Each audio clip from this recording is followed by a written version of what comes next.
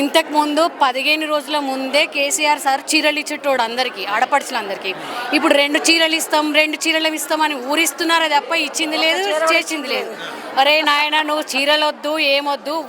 ఊర్లలో ఏమంటున్నారంటే మామూలు జనాలు ఒక్కొక్క మహిళకి 2500 రూపాయలు ఇస్తానని ఎలక్షన్ ముందు హామీ ఇచ్చిండు. కానీ ఏ ఒక్కరికి కూడా ఇప్పటి వరకు రేవంత్ రెడ్డి గారు ప్రభుత్వము 62,000 రూపాయలు బాకీ పడ్డారు.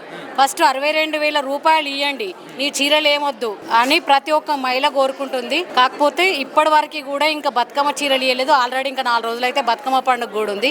ఎప్పుడు ఇస్తారు? అవి స్టిచ్చింగ్ కూడా చేయాలి కదా. మరి ఎవరు కట్టుకుంటారు?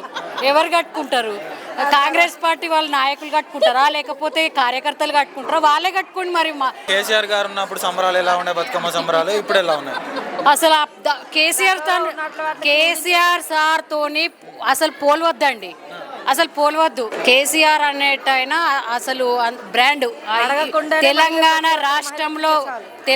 రాష్ట్రంలో బతుకమ్మ సంబరాలని ఒక 15 రోజుల ముందే ఫండ్స్ ఇచ్చేటోళ్ళు. మహిళలకు చీరలు కానీ ప్రతి ఒక్కటి ఏర్పాటు చేసేవాళ్ళు. ఇప్పుడు రెడ్డి ప్రభుత్వంలో కేవలం డ్వాక్రా మహిళలకు మాత్రమే చీరలు ఇస్తారని చెప్పేసి కొన్ని వార్తలు వస్తున్నాయి. అంటే డ్వాక్రా మహిళలు మాత్రమే మహిళలే కానీ అసలు 30% మహిళలు కూడా డ్వాక్రా గ్రూప్లలో ఉన్నారు. ఇదొక నాటకం. ఎందుకంటే ఎక్కువ చీరలు ఇవ్వాలి, అందరు మహిళలకు ఇవ్వాల్సి ఉంటుంది కదా.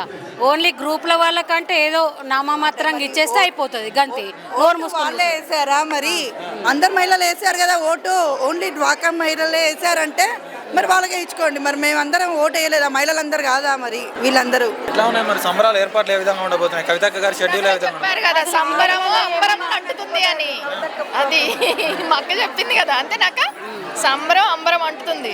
ఏమని విమర్శ చేస్తారు? ఇస్తామని చెప్పాం కదా, ఇస్తామని చెప్పాము. గ్రూప్లలో ఉన్న వాళ్ళకి ఇద్దరికి అందరికి రేషన్ కార్డు ఉన్న కుటుంబానికి చీర తప్పకుండా అందరికి ఇస్తామన్నారు. నేను చెప్పింది మొత్తం ఇల్లేదేపో అందరికీ ఇస్తాము. తెలంగాణలో ఉన్నటువంటి వైట్ రేషన్ కార్డులో ఉన్నటువంటి మహిళలందరూ కూడా చీరలు అందుకోబోతున్నారు. గ్రూప్లలో ఉన్నటువంటి మహిళలకు 2 చీరలు అందుకోబోతున్నారు. రేవంత్ రెడ్డి గారు మహిళా సంక్షేమం కోరుకుంటూ 1 కోటి మంది మహిళల్ని కోటీశ్వరుల్ని చేయాలన్నారు. వాళ్ళని ఉత్తేజపరుస్తూ వాళ్ళకి ఎంకరేజ్ చేస్తున్నటువంటి మరి ఎవరెవరైతే డాక్రా గ్రూప్ ద్వారా కానీ వివిధ గ్రూప్లలో ఉన్నటువంటి మహిళలకు అందరికి ఎంకరేజ్మెంట్ గా 2 చీరలు ఇవ్వబోతున్నాం.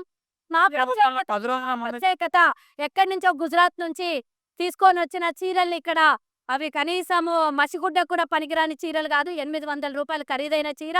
తెలంగాణ నేతన్నల చేత నేర్పించినటువంటి చీరల్ని వారికి ఆదాయం కల్పిస్తూ వారికి ఆర్థిక వనరుల్ని సృష్టిస్తూ మా తెలంగాణ ప్రభుత్వం తీసుకుని PRS ఇచ్చిన చీరలు నాసిరకం చీరలు మరి అదే చెప్పిన మరి ఈ రోజు ఎలాంటివి లేవు. మేము చెప్పిన కదా ఇందాకనే, తెలంగాణ నేతన్నల చేత నేయింపబడినటువంటి చీరల్ని 800 రూపాయలు ఖరీదు చేసేటటువంటి నాణ్యమైన చీరని అందివ్వబోతున్నది. పసిబట్టల లాంటి చీరలు ఇయ్యలేదు. పందులకు ఆవులకు రాకుండా అడ్డంగా గోడలకు కట్టుకున్నటువంటి చీరలు అవి తప్పించి కవిత అలాంటి చీరలు కట్టిద్దో లేదో మాకైతే తెలియదు. కానీ ఎప్పుడన్నా ఆమె బాగలేని పరిస్థితులలో అలాంటి చీరలు కట్టుంటది. అందుకనే తెలంగాణ 800 చీరలు కొందరికే అని మాట్లాడదాం కాంగ్రెస్ పార్టీ వాళ్ళు. బతుకమ్మ ఆమె పుట్టేయలేదు. బతుకమ్మ నేను, మా అమ్మ, మా అమ్మమ్మ, మా నాయనమ్మ, మా తాతమ్మ, మా ముత్తామతమ్మ, మరి అంతకుముందు జనరేషన్ 800 సంవత్సరాల నుంచి బతుకమ్మ పుట్టింది తెలంగాణలో.